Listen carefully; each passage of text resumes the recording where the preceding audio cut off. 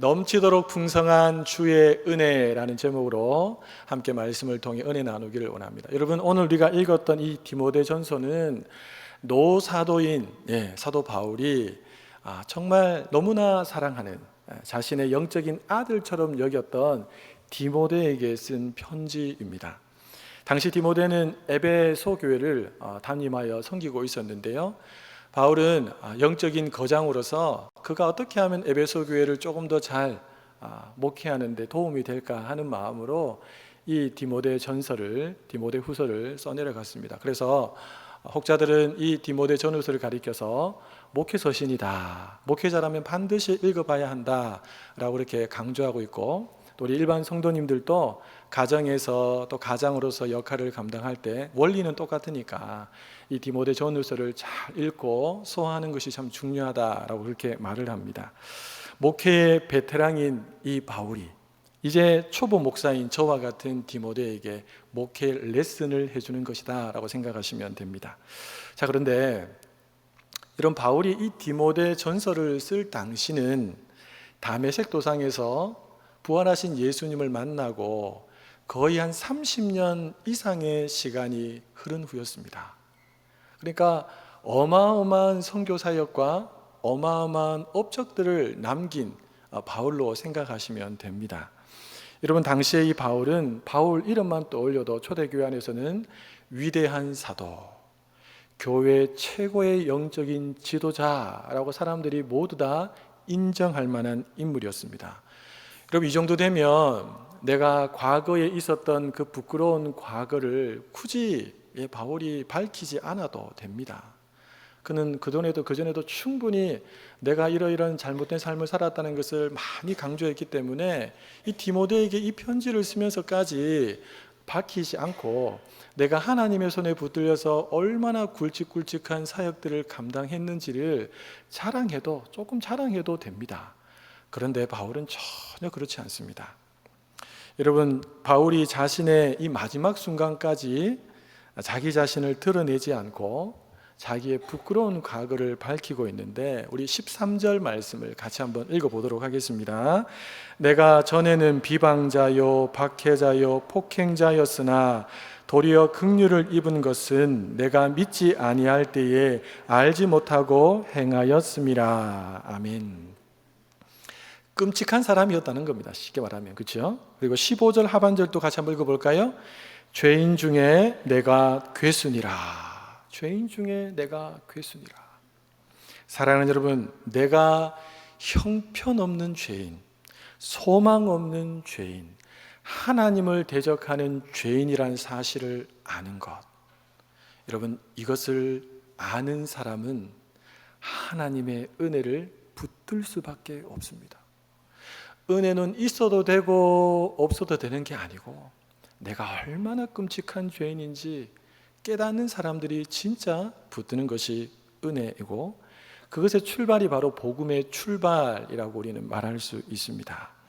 그래야지만 죄인을 구원하러 오신 예수 그리스도의 그 엄청난 사랑을 다시 기억하고 간직하면서 우리가 믿음 생활을 할 수 있기 때문에 그렇습니다.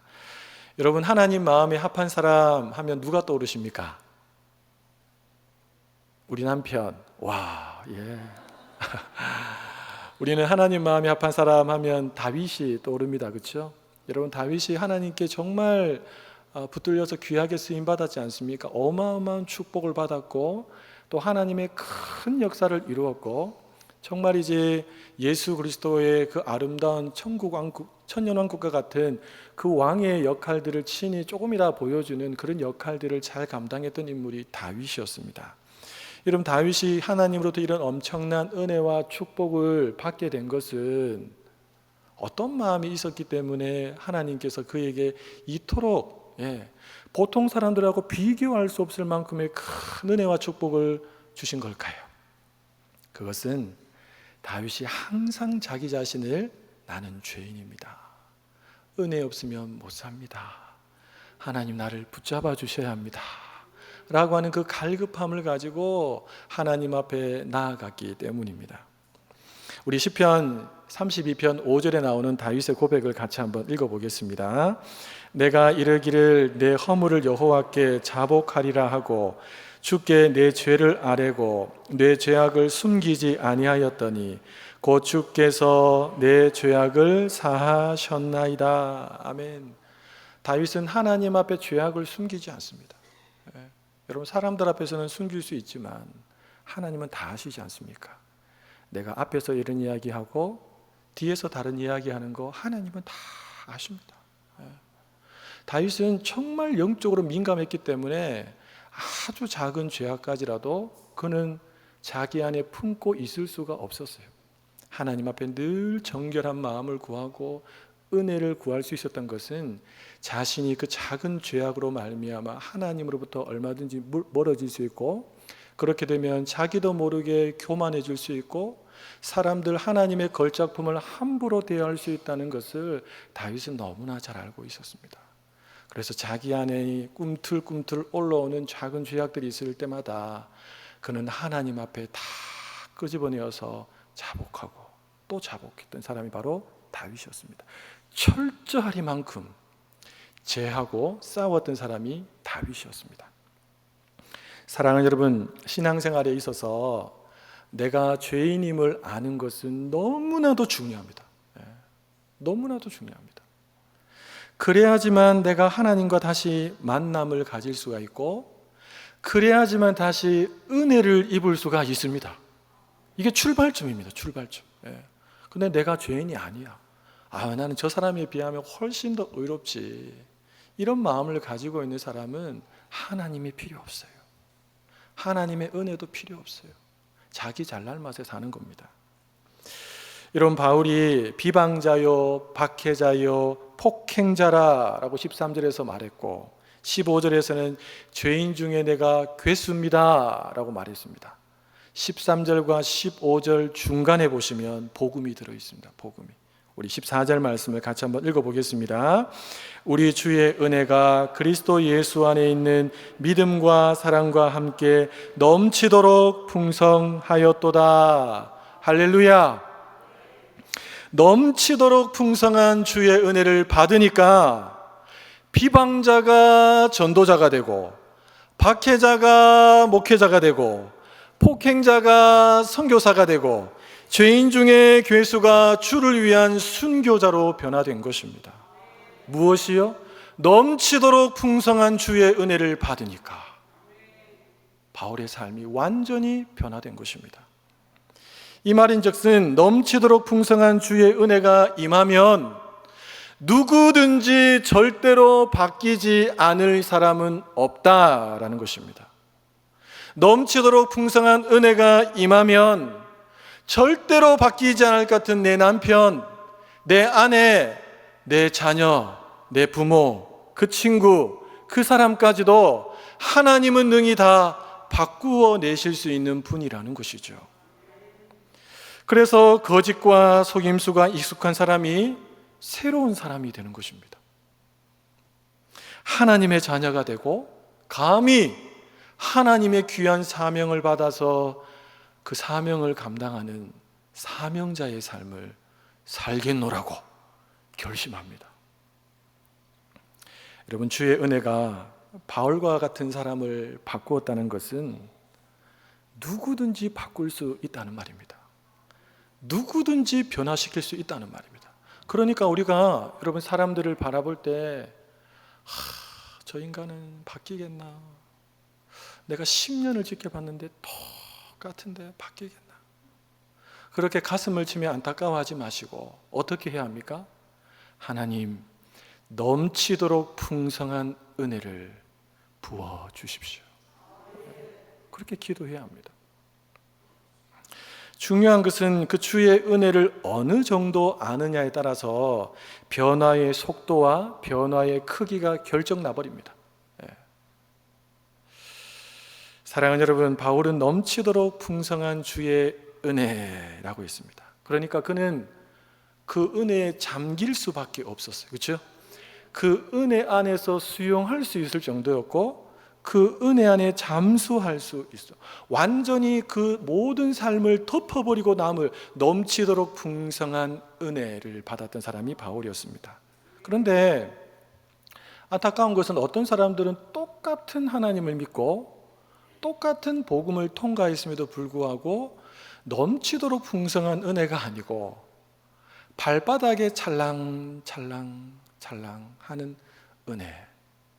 어떤 사람은 겨우 무릎 정도까지 은혜가 조금 적셔졌다가 그 정도 말고, 또 어떤 사람은 조금 괜찮아 보이는데 한 허리 정도 수준에서 그 은혜에 만족하고 사는 사람들이 의외로 많다는 것입니다. 분명히 똑같은 복음을 듣고 똑같은 은혜를 받고 똑같은 주인이신 주님을 모시고 살아감에도 불구하고 이렇게 큰 차이가 있는 것은 여러분 무엇 때문에 그럴까요? 우리 주님이 은혜를 조금만 주시기 때문에 그렇습니까? 아닙니다. 이미 에베소서 1장에 보면 하늘의 모든 신령한 복을 다 주셨어요. 그러면요, 받아들이는 내가 문제입니다. 내가 아무리 위에서 소낙비가 와도 내 그릇을 뒤집어 놓으면 한 방울도 받을 수 없습니다. 그러나 내가 내 그릇을 완전히 뒤집어 놓고 열린 마음으로 주님의 은혜가 아니면 안 되겠습니다. 주님 도와주셔야 합니다. 이런 마음을 가지고 사모함으로 매달리면 하나님의 은혜가 넘치도록 부어지는 줄로 믿습니다. 자, 그렇다면 더 큰 은혜, 넘치도록 풍성한 주님의 은혜에 잠기려면 우리는 어떻게 해야 될까요? 여러분, 하나님께서 이미 우리에게 주신 엄청난 선물이 있습니다. 그것은 뭐냐면 하나님의 말씀인 성경입니다. 성경을 나하고 떨어뜨려 놓고 넘치도록 풍성한 은혜를 달라고 하는 것은 어리석은 짓입니다. 여러분, 말씀을 밝히 알아야 합니다. 말씀을 아는 만큼 하나님을 알게 되고, 하나님을 아는 만큼 하나님이 얼마나 크신 분이고 나를 얼마나 좋아하시고 얼마나 큰 복을, 은혜를 주시려고 준비하고 계신 분인지를 그제서야 알게 되는 것입니다. 성령께서 말씀을 읽을 때 그것을 하나둘 깨닫게 해주시는 것이죠. 여러분, 구원의 은혜는 나 한 사람 정도만 구원할 수준이 아닙니다. 성경은 뭐라고 말합니까? 모든 사람을 다 구원할 수 있을 만큼 큰 은혜가 구원의 은혜입니다. 하나님은 지금도 모든 사람이 다 구원받기를 원하는 마음을 가지고 계시죠. 그게 하나님의 은혜의 스케일입니다, 여러분. 이 은혜의 크기를 알아야 되겠죠. 그런 다음에 나 한 사람을 향해 오랫동안 참으시고 또 참으시고 또 참으시고 기다려주시는 그 주님의 긍휼하심을 깨달을 수 있어야 합니다.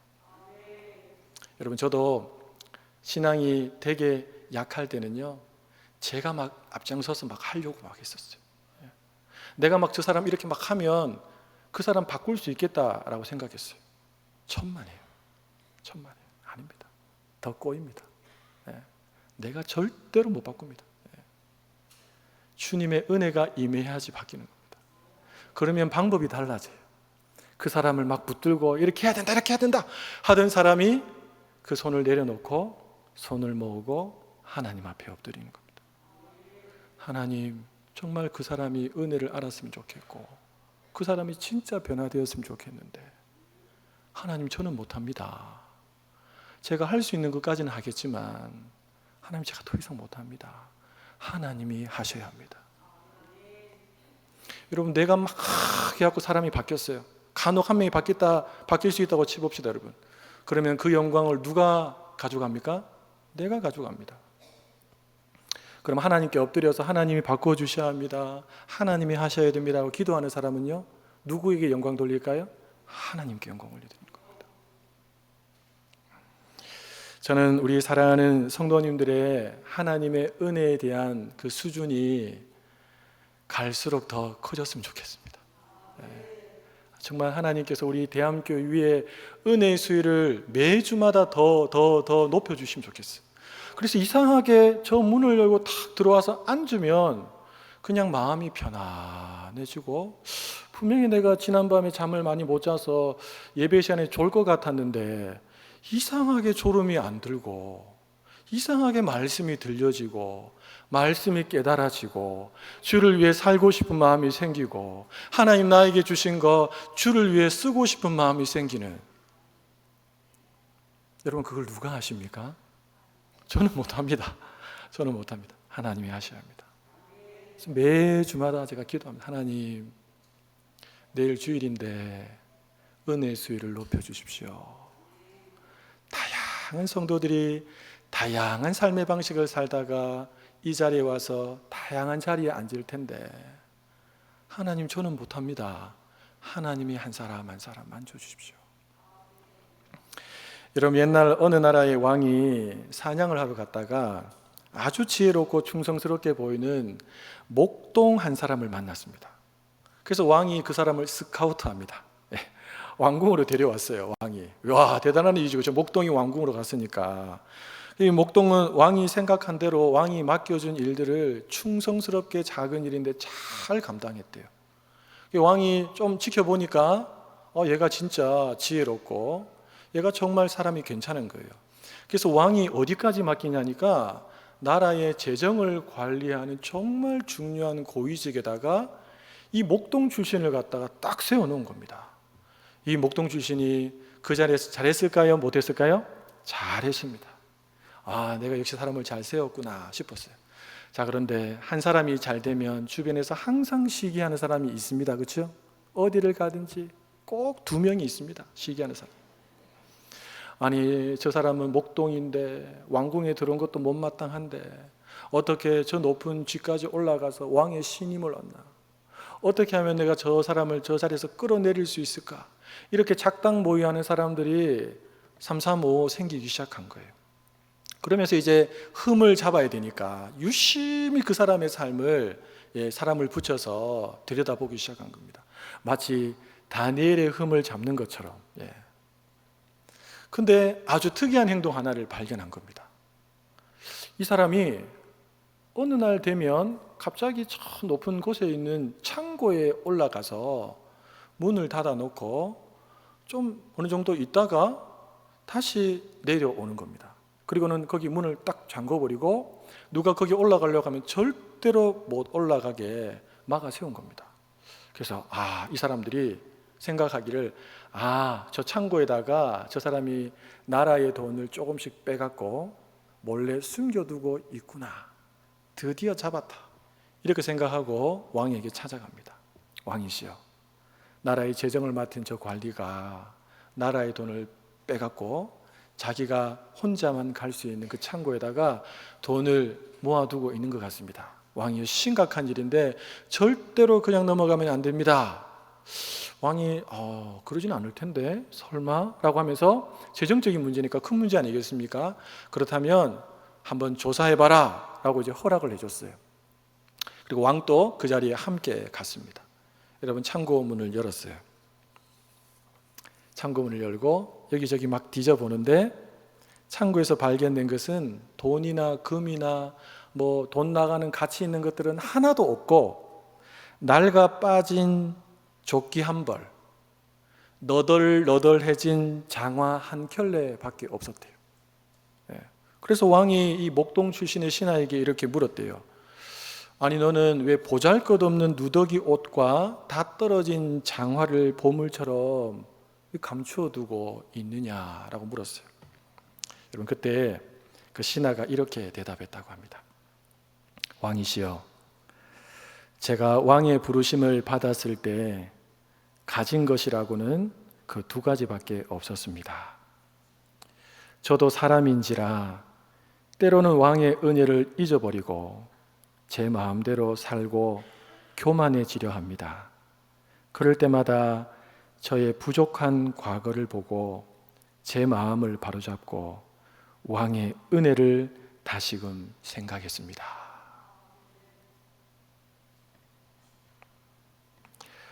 사랑하는 여러분, 사람들은 섭섭한 것, 내 안에 아픈 것은 오랫도록 기억합니다. 오랫도록 묵상하고 묵상해서 사실은 한 이 정도밖에 안 되는데 시간이 갈수록 묵상을 하니까 점점 커져갖고 마치 그것이 자신의 인생 전체를 짓눌러 버리는 짐처럼 그렇게 거기에 눌려서 살아갑니다. 그런데 받은 은혜 너무 쉽게 잊어버립니다. 신하는 왕으로부터 받은 은혜를 잊지 않으려고, 교만해지지 않으려고 낡아 빠진 조끼 한 벌과 너덜너덜해진 그 장화 한 켤레를 그 마음이 올라올 때마다 올라가서 본 겁니다. 그래, 내가 이 왕궁에 올 때 이 조끼 입고 왔지. 내가 이 왕궁에 올 때 저 장화 다 떨어진 거 신고 왔지. 야, 지금 내가 입고 있는 이 옷, 내가 신고 있는 이 신발, 내가 살고 있는 것, 왕이 다 나에게 은혜로 주신 것이지. 내가 왕에게 더 잘해야지, 더 충성해야지, 더 감사해야지. 이렇게 자기 마음을 다지고 다시 나온 것입니다. 우리는 이 신하가 왕께 받은 은혜보다 비교할 수 없을 만큼 훨씬 더 큰 은혜를, 바울의 표현에 의하면 넘치도록 풍성한 은혜를 하나님으로부터 받았습니다. 그런데 만왕의 왕으로부터 받은 그 은혜를 너무 쉽게 잊어버리고 마치 내가 왕인 것처럼 교만해지고 내가 왕인 것처럼 모든 것을 할 수 있다고 생각하고 살아갈 때가 얼마나 많은지 모릅니다. 내 아내도 내 마음대로, 내 남편도 내 마음대로, 내 자녀들도 내 마음대로, 그냥 내 마음대로 하려고 합니다. 내 마음대로. 은혜를 잊어버린 것입니다. 사랑하는 여러분, 신앙생활은요, 받은 은혜를 기억하느냐, 받은 은혜를 잊어버리느냐의 싸움입니다. 신앙이 좋은 사람은 어떤 사람이냐면 그 은혜를 계속 되새김질하는 겁니다. 그 은혜를 잊지 않으려고 계속 되새김질하는 거예요. 근데 신앙이 안 좋은 사람은요, 오랫동안 교회는 다녔는데 이 은혜가 없어요. 은혜 의식 자체가 없어요. 내가 이만큼 잘했으니까 이만큼 온 거지 라고 생각한다는 겁니다. 바울은 자신이 받은 은혜는 모든 사람을 구원하고도 남는 큰 은혜였고, 나 한 사람을 위해 오래 참아주신 주님의 긍휼이었다라고 고백합니다. 그리고 바울은 이것을 늘 기억하고 마치 다 떨어진 조끼와 너덜너덜해진 장화를 봤던 그 신하처럼, 아니 그 신하보다 더 나는 날마다 죽노라, 나는 날마다 죽노라, 날마다 그리스도의 십자가를 바라보면서 그 십자가의 사랑에 붙들리고 그 십자가의 은혜에 감사했던 사람이 사도 바울이었습니다. 여러분, 그도 우리와 똑같은 성정인데 그렇게 살지 않았다면 어떻게 그 힘든 선교 사역들 여러분 감당할 수 있었겠습니까? 바울이 받은 그 은혜와 긍휼, 여러분 우리에게도 동일하게 주어진 것입니다. 따라서 우리는 그 은혜와 긍휼을 잊지 않기 위해서 진짜 몸부림치며 싸워야 됩니다.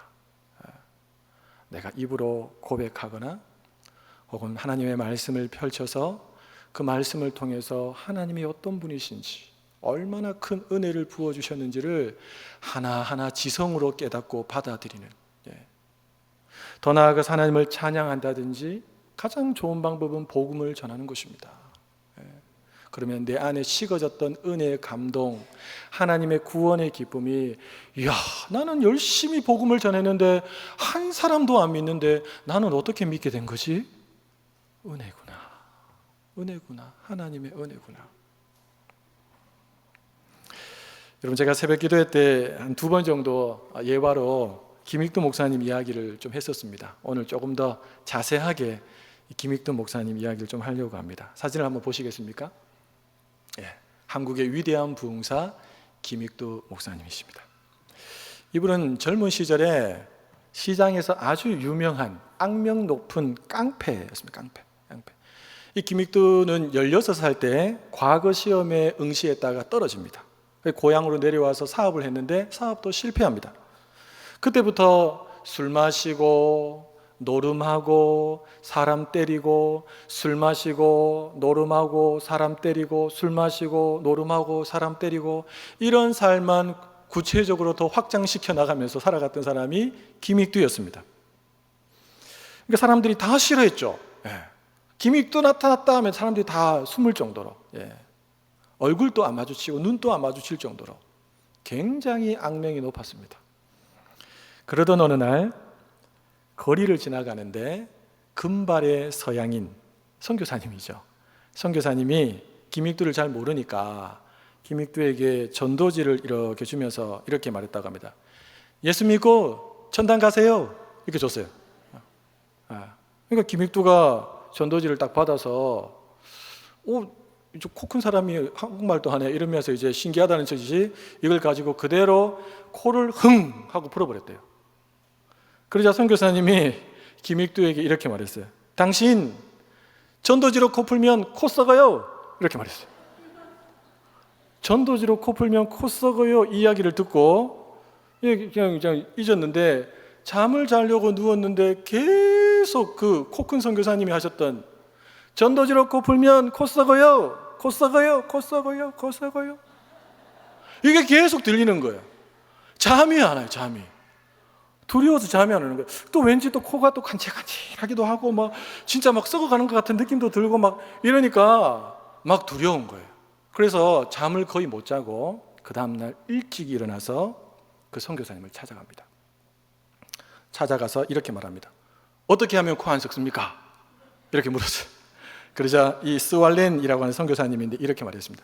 예수 믿고 구원 받으세요. 그래서 예수가 누굽니까? 예수가 누군지 설명해주고 그 자리에서 복음을 듣고 회개하고 그가 예수님을 자신의 마음의 구주로 모셔드립니다. 여러분 그 내용에 보면 몇 날 며칠을 울면서 회개했대요. 자기가 술 먹고 도박하고 사람 때리던 그것들을 하나님 내가 그때도 술 먹고 그때도 누구하고 도박하면서 돈을 빼돌렸고 또 누구를 때렸던 거 하나님 용서해 주십시오. 한번 회개했는데 또 다른 사람이 또 생각나. 하도 많이 했으니까 몇 날 며칠을 울면서 하나님 용서해 주십시오. 용서해 주십시오. 이렇게 하면서 진짜 복음을 완전히 받아들이게 된 것입니다. 여러분 그 이후에 김익두는 자신이 더 이상 깡패가 아니고 예수님을 믿고 거듭난 자가 되었다는 사실을 알리기 위해서 자기 아는 사람들에게 부고장을 돌렸다고 합니다. 어떤 부고장이냐면 김익두는 죽었다라고 하는 부고장을 돌렸습니다. 여러분 사람들이 부고장을 받고 얼마나 좋아했는지 모릅니다. 이야 그놈 참 잘 죽었다. 그놈 참 잘 죽었다. 내가 그럴 줄 알았다. 이러면서 사람들이 다들 너무 기뻐했대요. 그래서 오늘은 내가 술 살게 이러면서 이 사람들이 다 기뻐했어요. 그런데 다음날 거리에 나가보니까 여러분 김익두가 멀쩡히 살아있는 겁니다. 와 이건 뭐지? 그런데 가만히 들여다보니까 그의 모습에 변화가 보여요. 이런 표정이 첫 번째 온화한 표정. 아까 사진 보셨죠? 목사님이 목사 안 되시면 진짜 무서운 얼굴입니다. 그리고 미소가 얼굴에 싹 이렇게 번져 있고 입만 열면 이런저런 정말 마음에 담을 수도 없는 그런 욕들을 막 쏟아내던 그가 아주 부드러운 음성으로 사람들에게 말하는 사람으로 변화된 것입니다. 여러분 그의 변화를 도무지 믿을 수 없었던 주막의 주모가 꾸종물을 가지고 김익두 목사님에게 확 들이부었습니다. 그때 여러분 이 김익두 목사님이 하셨던 유명한 말이 있습니다. 예수는 내가 믿고 복은 당신이 받았구려. 당신은 옛날에 김익두가 죽었다는 사실을 기뻐하십시오. 그가 만약에 살아있었다면 당신은 오늘 성취 못했을 것이요. 하지만 지금의 김익두는 옛날과 완전히 다른 사람, 새로운 사람으로 태어났다는 사실을 똑똑히 기억하십시오. 사랑하는 여러분, 누가 술 먹고 도박하고 사람 때리는 그 김익두가 변화되어서 목사가 된다라고 상상이나 했겠습니까? 그런데 넘치도록 풍성한 주의 은혜가 깡패 김익두를 덮어버리니까 목사 기믹도로 변화시켜 만들어버린 것입니다. 이 김익두 목사님이 목사가 되어서 북한 공산당에게 붙잡혀서 순교하기 전까지 그는 오직 복음, 오직 예수, 오직 은혜를 흘려보내는 진짜 주님의 사랑에 탁 붙들려 산 삶을 살았다고 합니다. 사랑하는 여러분, 하나님께서 우리에게 베풀어 주신 은혜는 넘치도록 풍성한 은혜입니다. 놀라운 것은 그 은혜는 하나님께서 아무리 흘려보내줘도 고갈되는 법이 없어요. 더 넘치도록 풍성해집니다. 놀라운 신비지요. 하나님은 사모하는 심령에게만 이 은혜를 부어주시는데 값없이 부어주십니다. 내가 이만큼 부어줬으니까 너 요만큼 내놔, 이렇게 말씀하지 않으십니다. 사도 바울이 그의 인생의 여정이 끝날 즈음에 자기 자신을 향해서 나는 죄인 중에 괴수다라고 말할 수 있었던 이유가 뭘까요? 해가 거듭되면 거듭될수록 더 넘치도록 풍성한 은혜를 그가 받고 깨닫고 누렸기 때문에 그렇습니다. 여러분, 사도 바울의 고백이 무엇입니까? 하나님, 정말 예수 믿는 사람들 잡아 죽이는데 앞장섰던 나 같은 사람을 불러주신 것만 해도 감사한데 나에게 복음 전할 사명도 주시고 이 은혜 내가 어찌 다 갚을 수 있습니까? 주님 고맙습니다. 내가 있는 힘 다해서 예수 생명 전하는데 내 삶을 올인하겠습니다. 그 사람이 사도 바울이었습니다. 그리고 오늘 본문에 이 고백이 바로 사도 바울의 고백입니다. 여러분, 디모데가 이 편지를 받아 읽으면서 어떤 마음이 들었을까요? 목회는 내가 하는 것이 아니구나. 하나님께서 넘치도록 풍성한 은혜를 나에게 부어주시면 그 은혜로 하는 거구나. 하나님이 교회에 넘치도록 풍성한 은혜를 부어주시면 교회가 되겠구나. 성령께서 하시는 일이구나. 이 사실을 디모데가 깊이 깨닫지 않았을까요? 내가 사람을 바꾸려 하는 모든 시도들을 디모데의 마음에 있었다면 그가 바울의 이 아름다운 간증을 들으면서 내가 바꾸는 것이 아니구나, 하나님이 하시는구나 라는 사실을 깨닫지 않았을까요? 저 안에서 사랑하는 여러분, 사도 바울의 고백을 우리 모두의 고백으로 삼을 수 있기를 예수님의 이름으로 축복합니다. 그래서 여러분, 우리가 모두가 은혜 의식에 똘똘 뭉쳤으면 좋겠습니다. 나는 진짜 은혜 없으면 안 돼. 은혜 없으면 안 돼. 은혜의 빚진 자의 마음으로 살기를 소원합니다. 그래서 여러분, 지금의 은혜에 절대로 만족하시면 안 됩니다. 넘치도록 풍성한 은혜, 그 은혜를 한번 제대로 경험하고 천국 가야지 그 천국에서 눈으로 다 보게 될 텐데, 그렇죠? 덜 놀라지 않겠습니까? 천국 갔는데 너무 크니까 막 그 앞에서 기절하고 이러면 안 됩니다. 그렇죠? 이 땅에 살면서도 그 은혜를 어느 정도 누리고 천국 가보니까 역시 하나님이라고 이렇게 해야지. 이 땅에서 은혜 제대로 못 누리다가 천국 갔는데 너무 큰 은혜가 보이니까 방황하거나 이러면 안 된다는 겁니다. 소망하기를 우리 삶을 통해서 가정과 또 우리가 만나는 모든 사람들에게 그 은혜가 보여지고 그 은혜가 흘러가서 하나님께서 영광 받으시는 그런 축복의 통로, 은혜의 통로로 다 쓰임받게 되시기를 예수님의 이름으로 축복합니다.